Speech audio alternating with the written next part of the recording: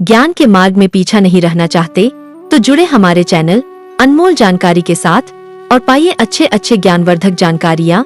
दोस्तों, सावन के महीने का हर एक दिन बहुत शुभ और मंगलकारी माना जाता है। सावन का हर एक दिन उतना ही पवित्र माना जाता है जितना कि गंगाजल। सावन का महीना भगवान भोलेनाथ की शक्ति का महीना माना जाता है और सावन महीने में जितना ज्यादा हो सके सारे कामों का त्याग कर यदि कोई भक्त विशेष तौर से भगवान भोलेनाथ को प्रसन्न करने में लग जाता है तो उसकी कुंडली के बारे न्यारे हो जाते हैं। साक्षात भगवान भोलेनाथ उसके जीवन में प्रवेश करते हैं और भोलेनाथ का उसके घर में आगमन हो जाता है। इसी वजह से सावन का विशेष महत्व रहता है।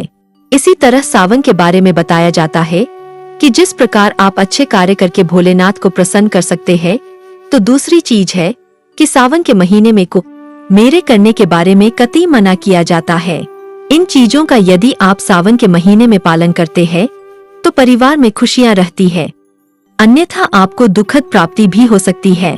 दोस्तों, आज हम आपको बताने वाले हैं कि कितना भी जरूरी क्यों ना हो जा, कोई आपसे इन चीजों को उधार मांगे तो सावन के महीने में भूल करके भी 4 चीजें किसी को भी नहीं देनी है, अन्यथा आपके परिवार में कंगाली देखने को मिल सकती है। महादेव आपके घर का त्याग कर सकते हैं। दोस्तों, आगे बढ़ने से पहले यदि आप भोलेनाथ के सच्चे भक्त हैं और उनका आशीर्वाद पाना चाहती है तो कमेंट बॉक्स में सच्ची श्रद्धा से ओम नमः शिवाय हर हर महादेव जरूर लिखें। दोस्तों, आप सभी को सावन की हार्दिक शुभकामनाएं और हमारे चैनल को सब्सक्राइब करके इस बेल आइकन को जरूर दबाएगा। दोस्तों, आज के समय में उधार देना या फिर लेना हर व्यक्ति के जीवन में जरूरी सा हो जाता है। कोई किसी को उधार देता है तो इस बात के लिए कि उन्हें उनके जीवन में अच्छी चीजें वापस प्राप्त हो सके, इसकी वजह से भी उधार देते हैं। तो कुछ व्यक्ति सामाजिक सरोकार निभाने के लिए उधार देते हैं। लेकिन दोस्तों, क्या आप यह बात जानते हैं कि सावन के महीने में यदि आप ऐसा करते हैं तो आपके जीवन में कंगाली विद्वान हो जाती है। कम से कम सावन के महीने में तो ऐसा बिल्कुल भी ना करे।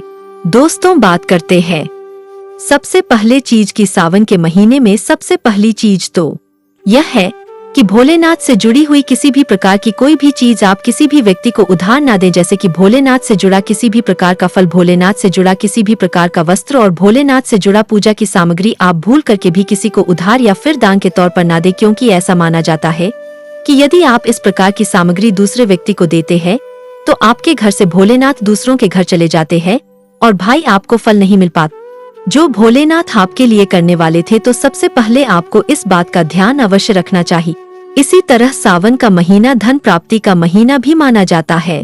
भोलेनाथ साक्षात आपके घर के अंदर आगमन करने के लिए आते हैं, तो इस बात का आपको ध्यान अवश्य रखना चाहिए कि सावन के महीने में भूल करके भी कोई व्यक्ति आपसे धन उधार मांगने के लिए आता है तो आपको उसे उधार पैसा नहीं देना चाहिए और न ही सावन में आपको किसी अन्य व्यक्ति से उधार भी नहीं लेना चाहिए। ऐसी मान्यता है कि सावन के महीने में आप उधार देती है या लेते हैं तो धन कभी लौटकर नहीं आता, बल्कि धन देने वाला और लेने वाला दोनों ही कर्ज में डूब जाते हैं।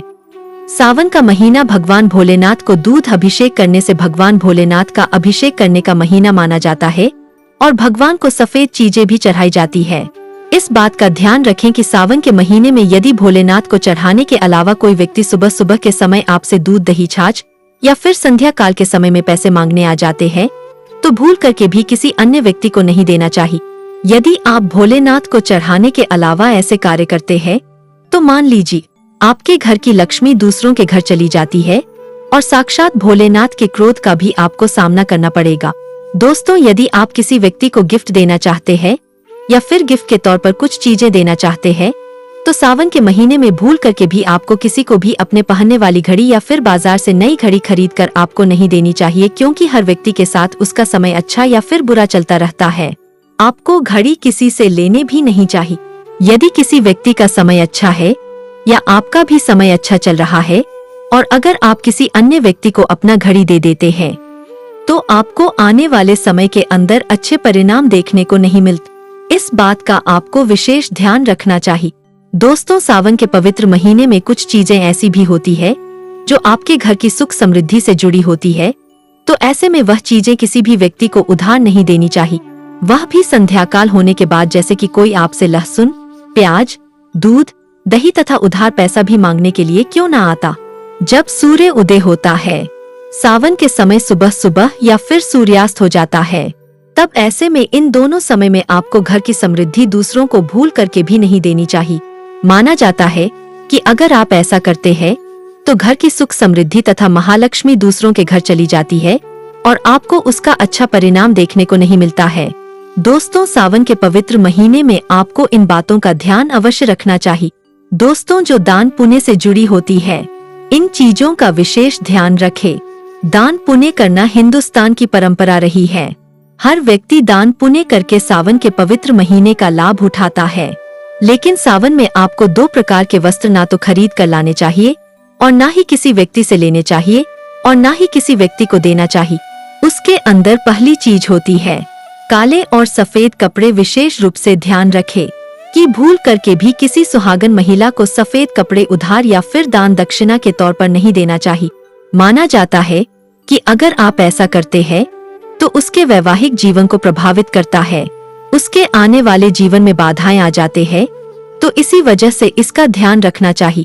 दोस्तों, विशेष तौर पर काले कपड़े आप किसी को भी दान के तौर पर या उधार के तौर पर सावन के महीने में नहीं देना चाहिए। ऐसी मान्यता है कि अगर आप ऐसा करते हैं तो सामने वाले व्यक्ति के जीवन पर कंगाली आ जाती है और देने वाले व्यक्ति के जीवन में राहु दोष लग जाता है और साक्षात भोलेनाथ उस व्यक्ति से क्रोधित होने लगते हैं। तो इस बात का जरूर ध्यान रखना चाहिए। दोस्तों, महिलाओं की आदत होती है कि जब रसोई के अंदर किसी प्रकार का सामान कम या ज्यादा होता है तो अपने आस पड़ोस में मांगने के लिए आ जाते हैं। तेल, घी या फिर अपने घर की हल्दी, तीनों चीजें सौभाग्य का प्रतीक मानी जाती है। जिस घर में चीजें होती है, माना जाता है कि सावन के महीने के बाद उसके घर में सुख समृद्धि बनी रहती है। तो सावन के महीने में अपने घर से किसी को भी भूल करके भी इस प्रकार की चीजें आपको उधार ना तो देनी चाहिए और नहीं ही लेनी चाहिए। अगर आप यह गलत ही करते हैं तो देखते ही देखते आपके परिवार पर दुखद परिणाम देखने को मिल सकते हैं और आपके घर की सुख समृद्धि दूसरों के घर चली जाती है। तो सावन के महीने में बासी रोटी दान नहीं करनी चाहिए, नहीं ही किसी जानवर को खिलानी चाहिए। बासी रोटी हमेशा बासी ही कहलाती है। इसलिए अगर आप भोले बाबा की कृपा पाना चाहते हैं तो ऐसे में ताजी रोटी तथा ताजे बने चावल ही खिलाने चाहिए। इससे भगवान भोलेनाथ बहुत खुश होते हैं। दोस्तों, सावन के महीने में अगर आप किसी व्यक्ति को दान देने की सोच रहे हैं तो आप नए कपड़े दे सकते हैं, लेकिन ध्यान रखें कि काले और सफेद कपड़े ना दे। जो आपके अपने पहने हुए और अपने पुराने कपड़े भूल करके भी किसी को दान के तौर पर या फिर पहने हुए कपड़े किसी को भी ऐसे ही नहीं देनी चाहिए। माना जाता है कि अगर आपने पहने हुए कपड़े किसी अन्य व्यक्ति को देते हैं तो याद रखिए आपके पहने हुए कपड़ों के साथ आपकी समृद्धि जुड़ी होती है और अगर वह दूसरों के घर चली जाती है तो आपको कंगाली या फिर इस प्रकार की चीजों का सामना करना पड़ता है जो आपके परिवार के लिए अच्छे नहीं होते। तो हमेशा इस बात का ध्यान रखें, अपने पहने हुए कपड़े कभी किसी को ना दे। आप चाहे तो सावन में बाजार से नए कपड़े खरीद कर दान दे सकते हैं। दोस्तों, सावन का महीना सुहाग के लिए विशेष मान्य है। तो किसी भी सुहागिन महिला की माता लक्ष्मी से जुड़ी हुई चीज है जो सुख समृद्धि को बढ़ाती है और यही चीज है माँ लक्ष्मी को भी आमंत्रित करने का कार्य करती है। तो ऐसी चीजों से जुड़ी हुई कोई भी वस्तु आपको किसी भी महिला को नहीं देनी चाहिए। सुहागिन महिलाएं विशेष तौर पर ध्यान रखें कि अपने माथे पर लगाने वाला सिंधु अर्थात गले में धारण करने वाला मंगलसूत्र और तीसरी चीज अपने पैरों में पहनने वाली पायल और चौथी चीज पैरों का बिछुआ और चोरी सुहाग का प्रतीक मानी जाती है। दोस्तों, यह 5 चीजें किसी भी सुहागिन महिलाओं को भूल करके भी ऐसे ही चाहे आपकी बहन ही क्यों न हो पहनने के लिए नहीं देनी चाहिए और न ही किसी अन्य महिला की पहनने के लिए आपको लेनी चाहिए।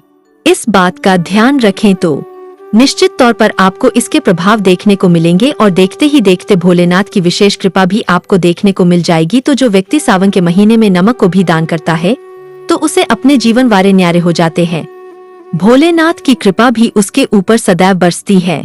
सावन में नमक का दान हर हाल में आपको करना चाहिए यदि सुख समृद्धि की इच्छा है, भगवान भोलेनाथ की असीम कृपा पाना है। तो सावन में नमक का दान करना ना भूले। नमक का दान करने से पहले उसमें दक्षिणा अवश्य डाले। तो दोस्तों, ये थे आज की छोटी सी जानकारी। यह जानकारी कैसा लगा आप हमें कमेंट में जरूर बताएं और हाँ, कमेंट में अपना नाम और राशि जरूर लिखना ताकि आने वाले समय में आपको आपके राशि के अनुसार हम उपाय और सुझाव बता सके। वीडियो को आगे शेयर करना न भूले। आपके एक छोटे से प्रयास किसी की जीवन में खुशहाली ला सकता है। जय श्री राम। धन्यवाद।